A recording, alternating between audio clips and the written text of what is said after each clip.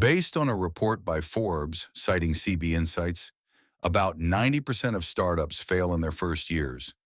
Even among those funded by venture capital, only a tiny fraction become unicorns. But what if there was a better, more ethical way to fund innovation? What if Islamic banking replaced venture capital? They call it venture capital, but let's be honest. For many, it's just a glorified casino. The rule is simple. Bet on everyone, expect most to die, and pray for one unicorn to save the fund. But what if we flip the script?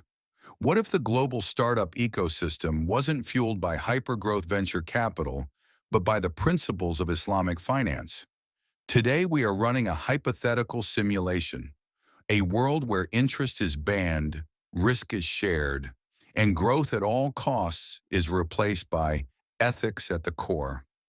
Let's dive in. To understand this new world, we have to kill the loan. In traditional VC, and especially venture debt, money is often lent with interest or heavy liquidation preferences. In our Islamic finance world, riba, interest, is strictly forbidden. Money cannot make money by itself. It must be tied to a real asset or effort. So how do startups get funded? We replace the term sheet with Musharakah and Mudarabah.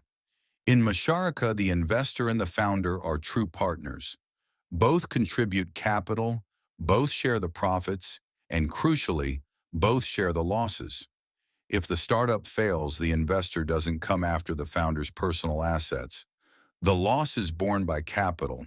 This moves the ecosystem from risk transfer to risk sharing. Here is the biggest change. The unicorn would likely go extinct. Islamic finance forbids excessive uncertainty. This means betting on vague, non-existent future evaluations is difficult. Startups in this world would need to be asset-backed. We would see a massive boom in deep tech, manufacturing, and real estate. Companies that make things.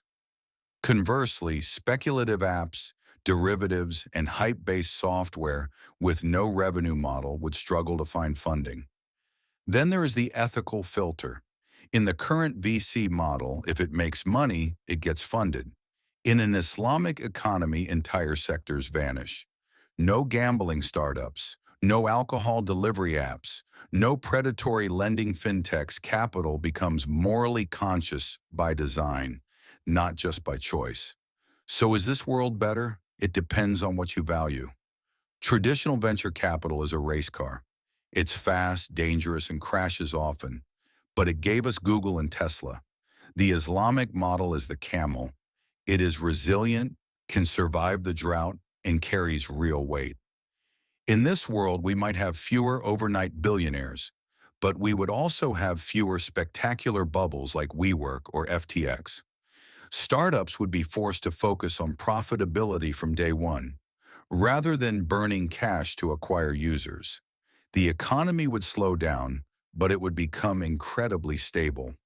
While Islamic banking hasn't replaced VC yet, the rise of ethical finance and crowdfunding suggests we are moving toward a hybrid model, a middle ground where risk is shared and capital has a conscience.